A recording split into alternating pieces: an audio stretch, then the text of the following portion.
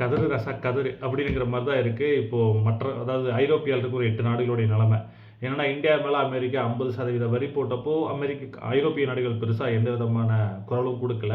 அந்த 50% வரி 100% வரியாகவும் மாறுச்சு. அப்போவும் யாரும் குரல் கொடுக்கல.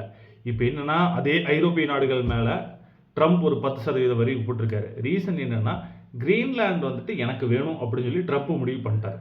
அதாவது ட்ரம்ப்புக்கு கிரீன்லாந்து வேணும் அப்படின்னு முடிவு பண்ணிட்டார். ஸோ இப்போ அந்த கிரீன்லாந்து எடுக்கலான்னு பார்க்குறப்ப அந்த கிரீன்லாண்டோட ஒரிஜினல் ஓனர் யாருன்னு பார்த்தீங்கன்னா டென்மார்க் ஒரு கண்ட்ரி. நாங்கள் கொடுக்க மாட்டோம்னு சொல்லி டென்மார்க் நிற்கிறாங்க.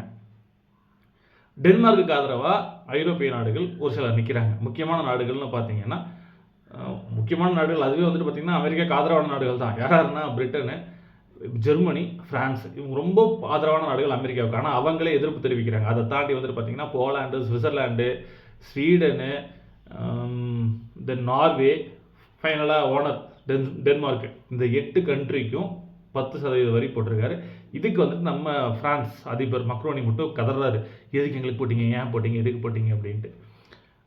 ட்ரம்ப்பே ஒரு லூசுத்தரமாக தான் எல்லா முடிவுகளையும் பண்ணிகிட்டு இருக்காரு. அதை பார்க்குறப்ப உங்களுக்கு புரிய வேண்டாம். ஸோ ட்ரம்ப்பை கழட்டி விட்டு போட்டு வேற ஒரு நாடையோ இல்லை வேற ஒரு நாட்டை அவன் சார்ந்திருக்கிறதா உங்களுக்கு பெட்டர் ஆப்ஷன். ஏன்னா ட்ரம்ப் தலைமையகமாக இருக்கிற வரைக்கும், அமெரிக்காவுடைய அதிபராக இருக்கிற வரைக்கும் எல்லாமே பைத்தியகாரத்தனமான முடிவுகளாக தான் இருக்க போகுதுங்கிறது ரொம்ப கிளியராக தெரிஞ்சு போச்சு. நான் ட்ரம்ப்பை தப்புன்னு சொல்லலை. அவரோட நாடுகளுக்கு நல்லதுன்னு செய்கிறாரு. அதே மாதிரி உங்கள் நாடுகளுக்கு எது நல்லதோ அதை நீங்கள் செய்யுங்க. மற்ற நாடுகளுக்கு அதே மாதிரி ஒன்று நடக்கிறப்போ சப்போர்ட்டிவாக குரல் கொடுங்க. அப்போ தான் மற்ற நாடுகள் உங்களுக்கு ஏதாவது ஒன்றா குரல் கொடுப்பாங்க.